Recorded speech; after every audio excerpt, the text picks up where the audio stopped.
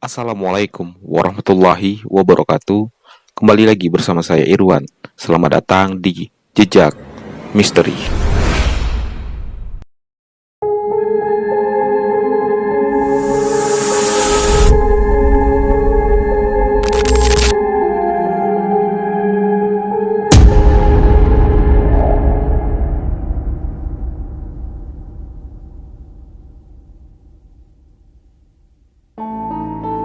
Terima kasih sebelumnya telah mengklik video ini.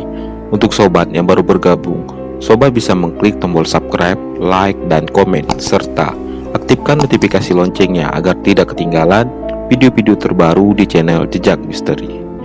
Bagi sobat yang mempunyai cerita misteri dan ingin dibagikan di channel Jejak Misteri, sobat bisa mengirimkan ceritanya ke alaman email jejakmisteri111@gmail.com atau bisa langsung mengirimkan ke nomor WhatsApp admin. Nomor akan saya sertakan di deskripsi video ini. Untuk kisah kali ini, kita akan membahas cerita mengenai pesugihan.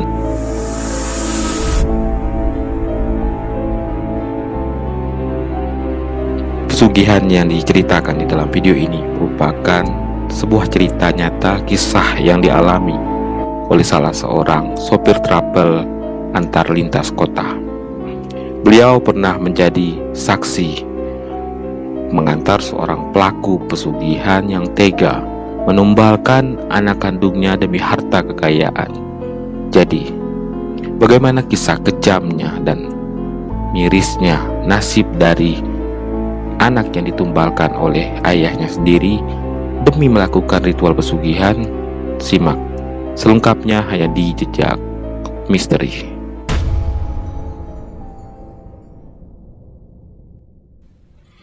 Beberapa waktu yang lalu, saya menginjak tanah Lampung untuk mencari beberapa dan menggali sedikit informasi tentang misteri bersama rekan-rekan yang hobi di bidang misteri. Dan kami ke Lampung menggunakan jasa dari mobil travel. Saat perjalanan, kami ditemani oleh sopir travel yang bernama Dedi. Dedi pun di sini menanyakan maksud dan tujuan kami pergi ke Lampung. Ternyata Dedi ini merupakan orang asli Jambi, dan setelah kami mengatakan maksud dan tujuan kami pergi ke Lampung untuk ekspedisi penjelajahan misteri, di sini sepertinya Dedi juga tertarik tentang apa yang kami kerjakan pada saat kami di Lampung dan saat dalam perjalanan, saat di rest area. Dedi ini pernah menceritakan pengalaman pribadi yang dirasakannya di tahun 2015 yang silam.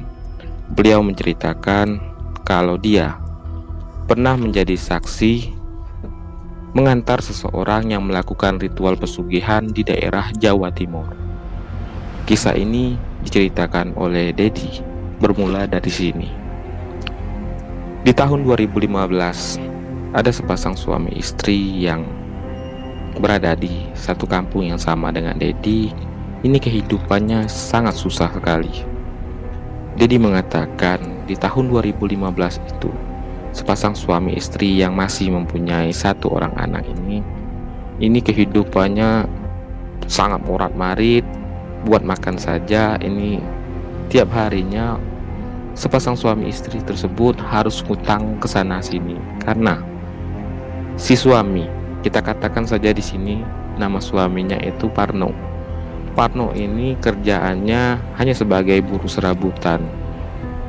Tiap hari Parno kalau tidak mendapatkan kerjaan, Parno ini ngutang di toko, dan banyak sekali lah Dedi mengatakan orang yang menagih datang ke rumah Parno menagih hutang-hutang yang telah dihutangi oleh si Parno. Di tahun 2015 itu juga Parno harus mendapatkan kenyataan pahit. Istrinya yang sudah kurang lebih 5 tahun menjalani hidup dengan si Parno terpaksa harus meninggalkan Parno karena faktor ekonomi. Istrinya ini sudah tidak sanggup lagi untuk hidup bersama dengan Parno, dan akhirnya di suatu hari istri Parno pergi meninggalkan Parno beserta anak kandungnya. Anak sematawayangnya ini sama sekali tanpa kabar ke Parno. istrinya tiba-tiba menghilang dan kurang lebih selama 4 bulan Parno ini menjalani hidupnya hanya dengan anak sematawayangnya. Anak sematawayangnya ini kurang lebih berumur 1 tahun setelah istri dari Parno ini meninggalkan Parno. Kehidupan dari Parno ini tambah susah sekali. Selain Parno yang kerjaannya masih buruh serabutan, di sini Parno harus menghidupi dan mencukupi kebutuhan anak sematawayangnya ini sendirian. Pagi-pagi terlihat Parno ini sudah memandikan anaknya dan belum lagi bersiap-siap untuk mencari kerjaan buat makan di siang itu.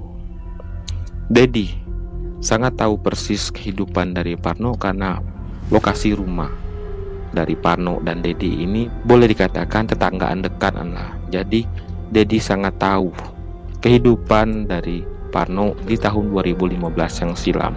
Bukan hanya faktor ekonomi dan kesusahan hidup saja yang dirasakan oleh si Parno. Di sini karena Parno mencukupi kebutuhan anaknya di 4 bulan belakangan ini itu dengan hasil hutang kemana-mana. Termasuk di sini Dedi mengatakan Parno pernah berhutang kepada rentenir dan sudah berapa kali pihak rentenir itu datang ke rumahnya menagih dengan paksa hutang yang dipinjam oleh Parno. Di suatu hari Parno ini tiba-tiba datang ke rumah Dedi dan meminta Dedi untuk mengantarkannya pergi ke Jawa Timur. Dedi yang mendengar permintaan dari Parno ini bertanyalah dengan Parno, apa maksud tujuan Parno untuk pergi ke daerah Jawa Timur? Parno di sini mengatakan dengan sejujurnya kalau dirinya mau pergi ke Jawa Timur untuk melakukan ritual pesugihan. Parno di sini juga mengatakan kalau dirinya sudah menjual rumah satu-satunya harta yang Parno punya demi membayar hutang rentenir yang selalu menagih ke rumahnya. Rumahnya tersebut adalah rumah gubuk yang kalau dinilaikan, kalau kata si Dedi, ini gak seberapa lah uangnya. Namun adalah yang mau membeli rumah tersebut dengan harga 6 juta. Uang 6 juta ini 3 jutanya dibayarkan oleh si Parno kepada rentenir dan 3 jutanya inilah dijadikan modal buat Parno meminta Dedi pergi mengantarnya ke daerah Jawa Timur.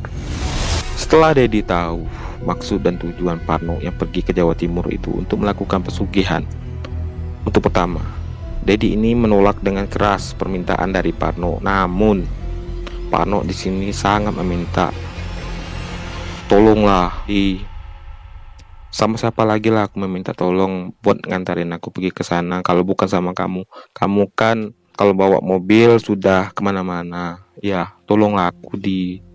Mendengar permintaan yang sedikit melas dari Parno, di sini mau nggak mau, Dedi ini mengiyakan dengan terpaksa. Di sore hari, Dedi mengiyakan permintaan Parno untuk mengantar Parno pergi ke daerah Jawa Timur untuk melakukan ritual pesugihan. Sore hari itu, Parno datang bukan hanya sendiri, dia membawa anak sematawayangnya ini yang berusia 1 tahun datang ke rumah si Dedi. Dan Dedi pun di sini mengatakan kepada Parno, "Nah, No, kalau kamu mau pergi ke Jawa Timur, anakmu ini mau kamu ajak juga ke Jawa Timur atau mau kamu titipkan di rumahku?" Parno mengatakan kalau anaknya ini akan dititipkan di tempat kerabatnya si Parno yang bukan keluarga lah. Parno katakan di sini kerabat dekat, tempat seringlah Parno ini menitipkan anaknya Parno yang masih berusia 1 tahun ini ketika Parno bekerja menjadi buruh serabutan.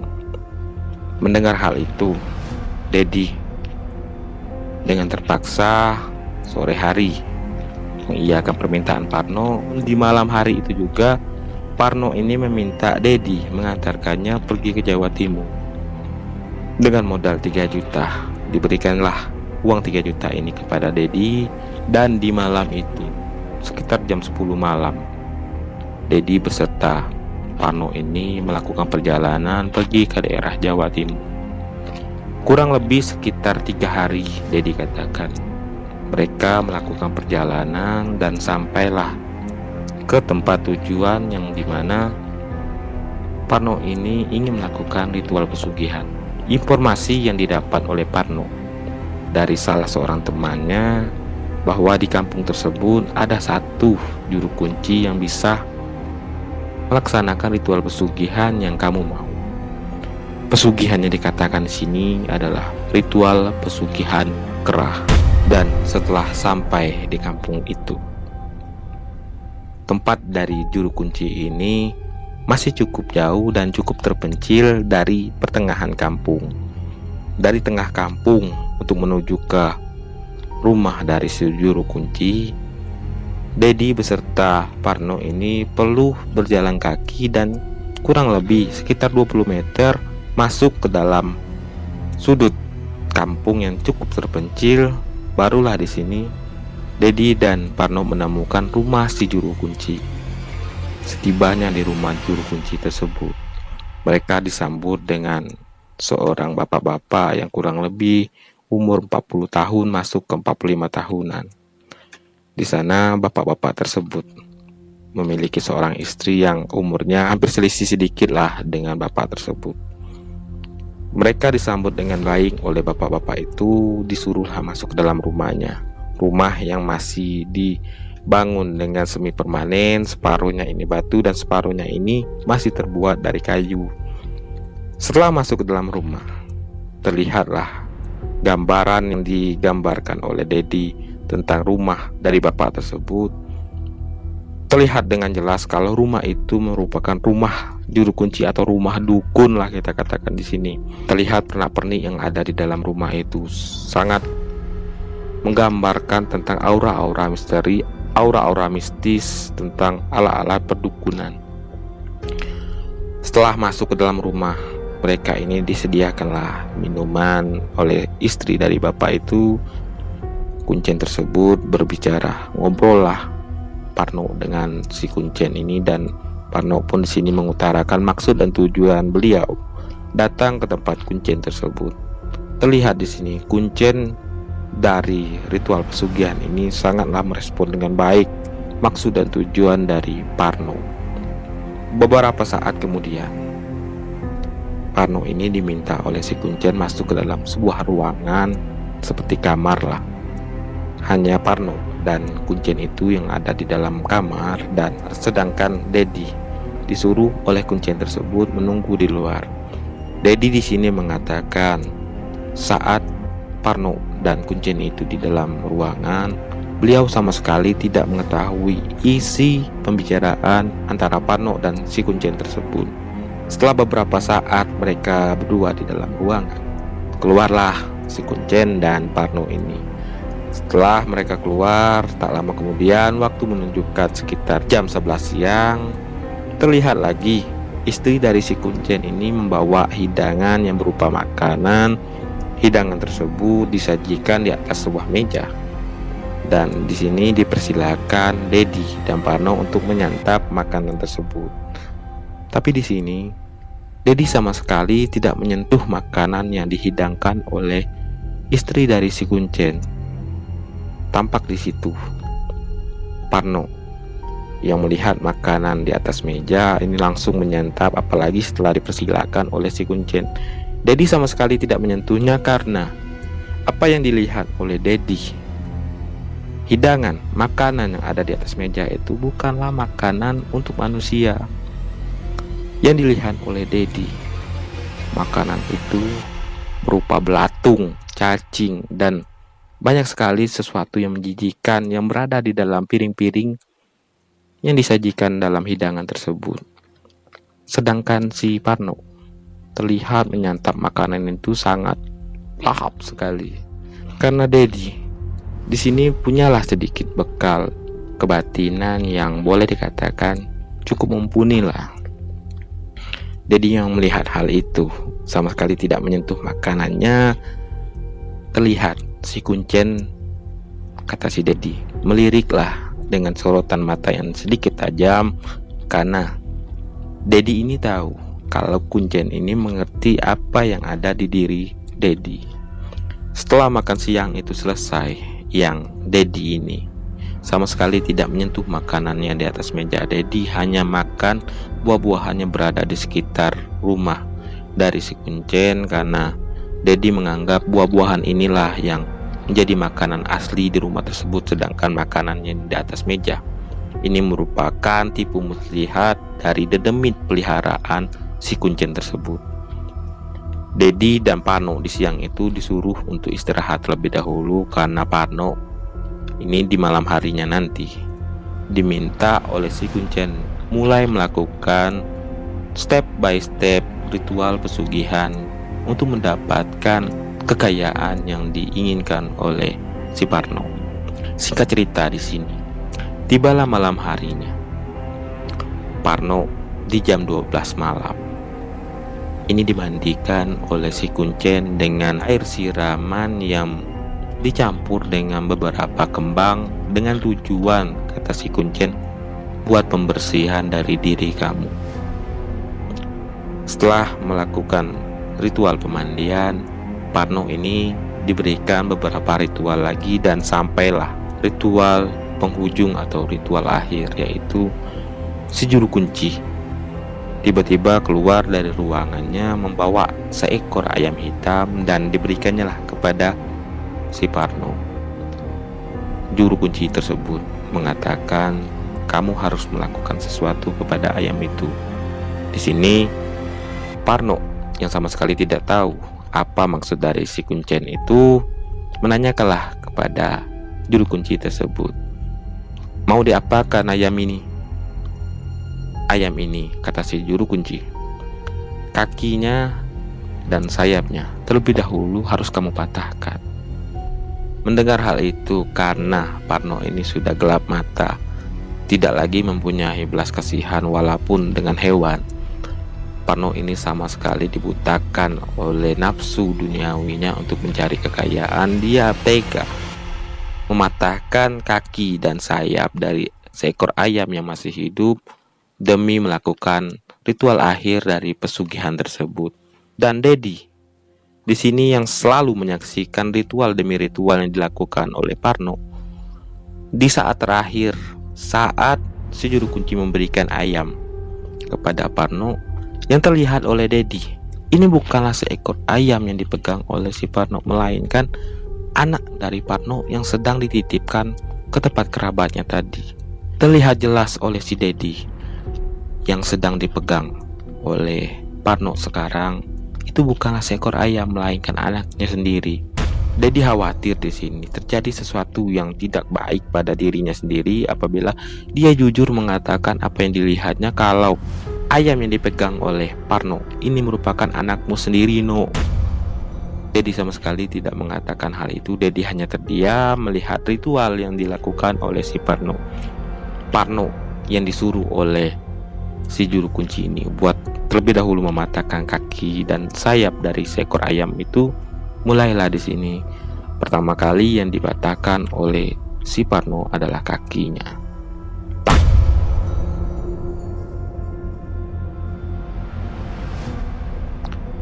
Kaki dari ayam tersebut sudah dipatahkan oleh Parno. Si juru kunci menyuruh lagi Parno untuk mematahkan sayapnya, dan kembali di sini Parno melakukan apa yang disuruh oleh si juru kunci, mematahkan sayap yang berada di seekor ayam yang masih hidup tersebut.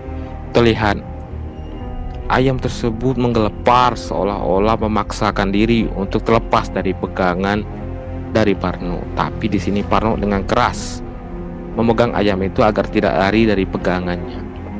Terakhir, si juru kunci menyuruh Parno untuk mematahkan leher ayam tersebut. Saat melakukan hal yang terakhir, terlihat di sini Parno agak sedikit gugup dan agak sedikit baru merasa sedih melihat kondisi ayam yang sudah menggelepar kaki dan sayapnya ini sudah dipatahkan oleh Parno. Saat disuruh untuk mematahkan lehernya, barulah di sini terlihat kalau Parno menyadari apa yang dilakukannya ini sudah sangat kejam sekali. Tapi di sini si juru kunci memaksa si Parno dengan mengatakan, Lakukan ritual terakhirmu ini, dan kamu akan mendapatkan apa yang kamu inginkan. Kekayaan, kejayaan akan kamu dapatkan setelah kamu melakukan ritual terakhir ini. Patahkan leher ayam tersebut. Mendengar hal itu, secara spontan Parno ini mematahkan leher dari ayam tersebut. Ayam tersebut setelah lehernya dipatahkan oleh Parno, sama sekali tidak lagi bergerak, terlihat sudah mati. Ritual pesugihan yang terakhir telah dijalankan oleh si Parno, dan dukun juru kunci yang menyuruh Parno melakukan ritual tersebut kini mengatakan kalau ritual pesugihan yang kamu lakukan sudah selesai. Kamu sekarang boleh pulang, temuilah keluargamu dan bahagiakanlah keluarga yang masih kamu punya.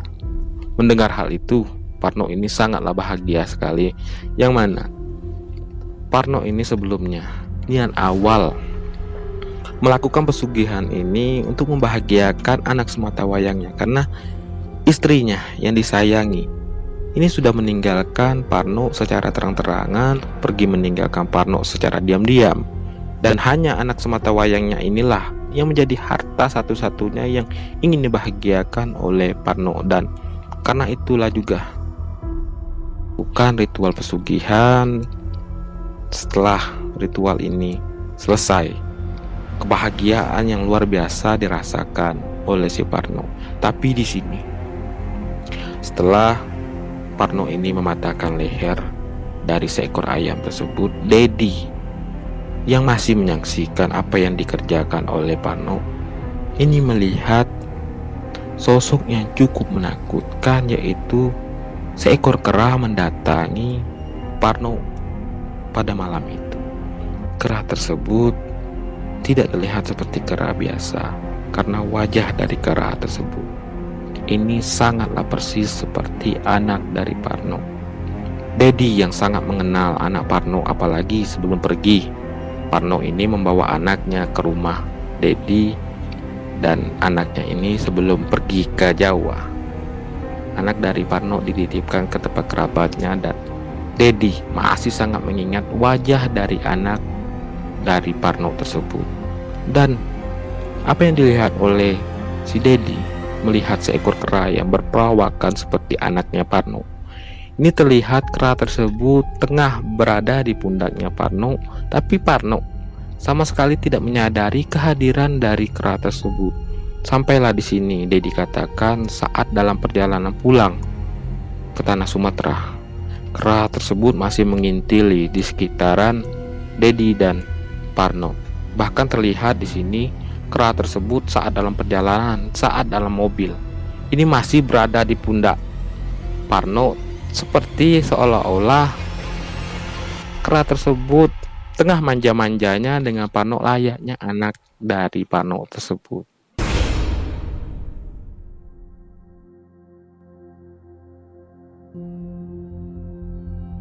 Sesampainya Dedi dan Parno ini kembali pulang ke Jambi, Parno yang sudah merasa rindu sekali dengan anak sematawayangnya langsunglah mengajak Dedi untuk menjemput anaknya di rumah kerabatnya. Karena sebelum pergi ke tanah Jawa, Parno ini menitipkan anaknya kepada kerabat terdekatnya, dan saat pulang ini Dedi diminta oleh Parno untuk menjemput anak sematawayangnya ini langsunglah setibanya di daerah Jambi. Dedi dan Parno pun sampai ke rumah kerabat dari Parno tersebut. Namun di sini terlihat bendera kuning tengah berada di depan rumah dari kerabatnya si Parno. Terlihat kondisi dari rumah kerabatnya ini sangat sepi sekali. Parno langsunglah masuk ke dalam rumah kerabatnya tersebut. Sesampainya di dalam rumah, Parno ini terlihat seperti mencari anak sematawayangnya. Dan beberapa saat kemudian datanglah kerabat yang tempat menitipkan anaknya Parno ini datang menghampiri Parno. Kerabatnya tersebut mengatakan sesuatu yang sangat menyedihkan dan sangat membuat terkejut bagi si Parno. Kerabatnya ini mengatakan kalau anakmu sehari yang lalu meninggal dunia, no.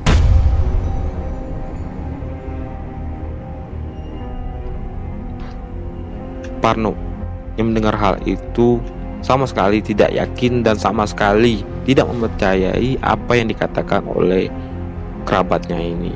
Parno di sini mencari ke seluk-beluk dalam ruangan rumah tersebut dan memang Parno sama sekali tidak menemui anak sematawayangnya ini, dan berulang kali kerabatnya meyakinkan kalau anaknya sudah kembali ke Maha Kuasa. Kerabatnya tersebut mengatakan sehari yang lalu anakmu ini di siang harinya ini baik-baik saja, no. Kami juga tidak tahu apa yang dirasakan oleh anakmu, dan tiba-tiba malam hari saat anteng-antengnya anakmu ini tidur, terdengar dari dalam kamar tiba-tiba dia ini ngejerit dengan sangat histeris sekali, no. Dia mengatakan kalau kakinya ini seperti dipatahkan oleh seseorang, dan tak hanya di situ, no. Setelah rasa sakit yang dirasakan oleh anakmu kepada kakinya, tak lama kemudian tangannya lagi, no. Tangannya ini seperti merasa dipatahkan lagi, dan memang terlihat, no, lebam dan balu di daerah kaki dan pergelangan tangannya ini. Kami juga melihat luka-luka lebam seperti orang tengah memukul bagian kaki dan tangan dari anakmu. Malam itu, melihat keadaan anakmu yang sangat miris ini, hendaklah kami ini membawa anakmu pergi berobat ke rumah sakit. Tapi baru berniat membawa anakmu pergi ke rumah sakit, tiba-tiba anakmu menjerit dengan sangat kuat sekali, dan di hadapan kami pula kami melihat anakmu lehernya seperti orang yang dipatahkan, no. Sangat menakutkan sekali, no. Kami sampai tidak tega melihat apa yang terjadi pada anakmu, dan terlihat Parno yang mendengar penjelasan dari kerabatnya ini barulah menyadari apa yang dilakukannya di tempo hari bersama Kuncen, tempat dia melakukan pesugihan ini. Ternyata yang ditumbalkan oleh Parno dalam pesugihan itu merupakan anak sematawayangnya sendiri. Anak sematawayang yang sangat disayangi oleh Parno, tanpa Parno sadari merupakan tumbal yang diserahkan kepada siluman kera tempat Parno melakukan ritual pesugihan. Tapi di sini Dedi mengatakan kalau kepada kerabatnya kalau Parno lah yang menjadi penyebab meninggalnya anaknya sendiri. Dedi yang mengetahui hal itu juga sama sekali tidak memberitahu kepada kerabatnya. Dedi hanya berkata dalam hati, itulah karma, itulah yang kamu dapatkan kalau kamu bersekutu dengan dedemin dan iblis. Bukan kekayaan yang kamu dapatkan, tapi kesialan dan kemalangan. Anakmu lah yang menjadi korban tumbal pesugihan yang kamu lakukan. Dedi mengatakan setelah mengantar Parno ini pulang, dan Parno mengetahui kalau anaknya ini sudah meninggal.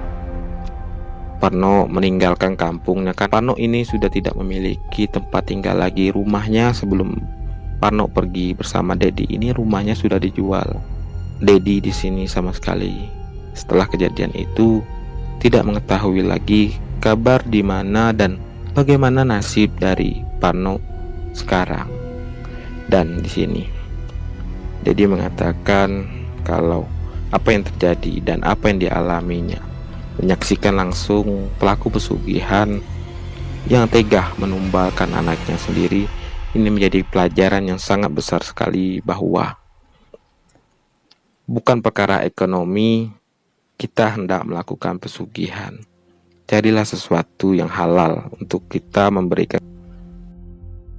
Jangan sampai apa yang terjadi kepada Parno ini bisa kita tiru ataupun kita ikuti lagi kalau kita tidak mau orang-orang yang berada di sekitar kita, orang-orang yang kita sayang, ikut terlibat di dalam pesugihan. Lingkaran pesugihan itu menjadi tipu muslihat bagi iblis. Bersekutu dengan iblis berarti berniat membunuh diri sendiri, bahkan membunuh orang-orang yang kita sayangi. Demikianlah cerita singkat yang diberikan oleh Dedi, sopir trapel yang menyaksikan pelaku pesugihan yang tega menumbalkan anaknya sendiri. Sampai saat ini Dedi katakan Dedi tidak mengetahui bagaimana nasib dari Parno. Parno yang setelah kejadian itu pergi meninggalkan kampung yang ditinggalinya semasa dia hidup dengan istri dan anaknya. Dia pergi dari Jambi entah kemana, sama sekali tidak diketahui oleh si Dedi.